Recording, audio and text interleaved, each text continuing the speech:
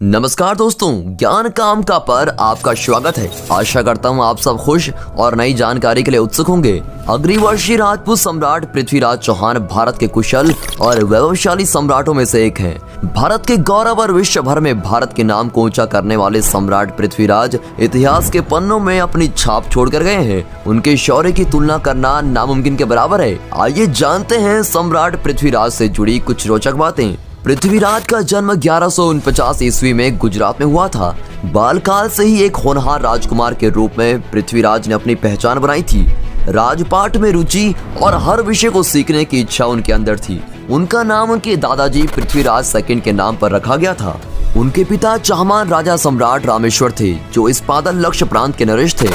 उनके राज्य की राजधानी अजमेर थी। इस्पातन लक्ष्य प्रांत आज के दिन का राजस्थान कहलाएगा।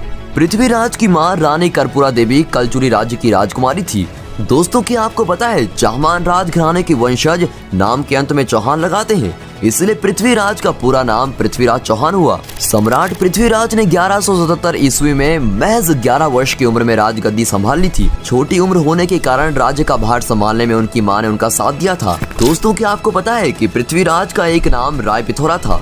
उनकी वीरता के किस्से किसी से छुपे नहीं है। पृथ्वीराज रासो लिखने वाले पृथ्वीराज के मित्र चंद्रबरदाई कहते हैं कि मात्र 11 वर्ष की आयु में उन्होंने एक खूंखार शेर को बस अपने हाथों के बल से ही मार गिराया था। वो शिकार में निपुण थे। चंद्रबरदाई जी ये भी लिखते हैं कि पृथ्वीराज 14 भाषाओं के ज्ञाता थे और धनुर्विद्या में कुशल थे। 13 वर्ष की आयु में पृथ्वीराज ने गुजरात के सम्राट को युद्ध में धूल चटा दी थी और गुजरात को अपना राज्य बना लिया था। पृथ्वीराज की वीरता को देख उनके नानाजी कलचुरी महाराज अंगम ने उन्हें दिल्ली का सम्राट घोषित कर दिया था। पृथ्वीराज ने भारतवर्ष के कई राजाओं को हराकर अपने राज्य की सीमाएं बढ़ाई थी। उन्होंने चंदेल के राजा चालुक्य नरेश, कन्नौज के गढ़वाल और परमार वंश के राजा को हराया था। अब जरा बात करते हैं पृथ्वीराज और संयोगिता के प्रेम विवाह की। दोस्तों, पृथ्वीराज और संयोगिता के प्रेम की दास्तां किसी से छुपी नहीं है। राजकुमारी संयोगिता कन्नौज के गढ़वाल नरेश राजा जयचंद्र की बेटी थी। राजा ने अपनी बेटी के विवाह के लिए एक स्वयंवर रखा था, जिसमें देश भर के महाराजाओं को आमंत्रण मिला था। पर पृथ्वीराज से युद्ध में मिली हार के बाद उन्होंने पृथ्वीराज को आमंत्रित नहीं किया था। पृथ्वीराज अपने प्यार को जीतने के लिए संयोगिता को स्वयंवर से ही भगा कर ले गए थे और दोनों ने शादी कर ली थी। दोस्तों, सम्राट पृथ्वीराज के राज्य के समय में चाहमान राज्य की सीमाएं उत्तर में थानेश्वर और दक्षिण में मेवाड़ तक फैली हुई थी। आज के नक्शे से तुलना की जाए तो पृथ्वीराज के राज्य में राजस्थान, गुजरात, पंजाब, दिल्ली, हरियाणा और मध्य प्रदेश और उत्तर प्रदेश का भी कुछ हिस्सा आता है। पृथ्वीराज के राजकाल के लिए सबसे बड़ी चुनौती घुरिद वंश का शिहाबुद्दीन मोहम्मद गौरी आया था।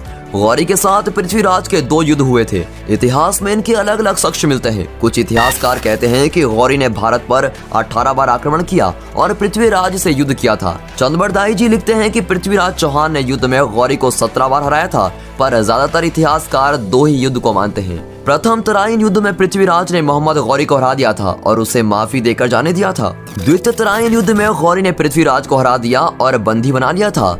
बंदीगृह में गौरी ने पृथ्वीराज की आंखों को गर्म सलाखों से फड़वा दिया था। मोहम्मद गौरी ने फिर पृथ्वीराज के राज्य को अपना बना लिया था। जब गौरी को पता चला कि पृथ्वीराज शब्द भेदी बाण चलाने में माहिर हैं, तो वो उनकी कला को देखने के लिए व्याकुल हो गया। एक कार्यक्रम आयोजित किया गया था और वहाँ पृथ्वीराज को अपनी योग्यता दिखानी थी। पृथ्वीराज ने चंद्रबरदाई के साथ मिलकर गौरी को मारने की योजना बना ली थी। कार्यक्रम स्थल पर गौरी मौजूद था। चंद्रबरदाई पृथ्वीराज को एक दोहा पढ़कर सुनाते हैं। 4 बांस 24 गज, अंगुल अष्ट प्रमाण, ताऊ पर सुल्तान है मत चूके चौहान। इससे पृथ्वीराज को गौरी की सही लोकेशन मिल जाती है। गौरी भी ये दोहा सुन खुश होता है। उसे इसका असली मतलब नहीं समझ आता और वो शाबाश बोल देता है। गौरी की आवाज सुनते ही पृथ्वीराज उस दिशा में बाण चला देता है और गौरी मारा जाता है। अपने दुश्मनों के दुर्व्यवहार से बचने को पृथ्वीराज और चंद्रबरदाई एक दूसरे को मार देते हैं। मोहम्मद गौरी ने भारत में तुर्क साम्राज्य की स्थापना की। मुसलमान शासन में हिंदुओं पर बहुत अत्याचार हुआ था और पृथ्वीराज जैसे किसी समर्थ राजा के न होने से इस आतंक पर किसी का बस नहीं था। हिंदुओं की हत्या और लूटपाट का किस्सा मोहम्मद गौरी के राज से शुरू हुआ। हिंदुओं के घर और मंदिर तबाह करना, हिंदुओं का जबरन धर्म परिवर्तन करना गौरी का ही काम था। मोहम्मद गौरी ने चाहमान राज्य को अपने राज्य में शामिल कर लिया और इसे संभालने की जिम्मेदारी पृथ्वीराज के लड़के गोविंद राज को दी। कुछ वर्षों बाद गोविंद राज के गुजर जाने के बाद पृथ्वीराज के भाई हरिराज ने अजमेर की गद्दी संभाल ली।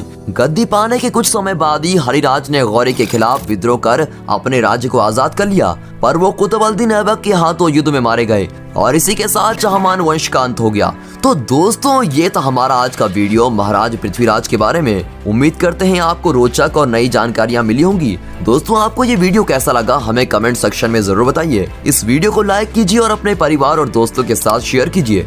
और अगर आपने हमारे चैनल को सब्सक्राइब नहीं किया है तो सब्सक्राइब करिए और बेल आइकन दबाइए ताकि आप तक कोई भी अपडेट मिस ना हो। हम जल्द आएंगे नई जानकारियों के साथ। सो कीप वॉचिंग ज्ञान काम का।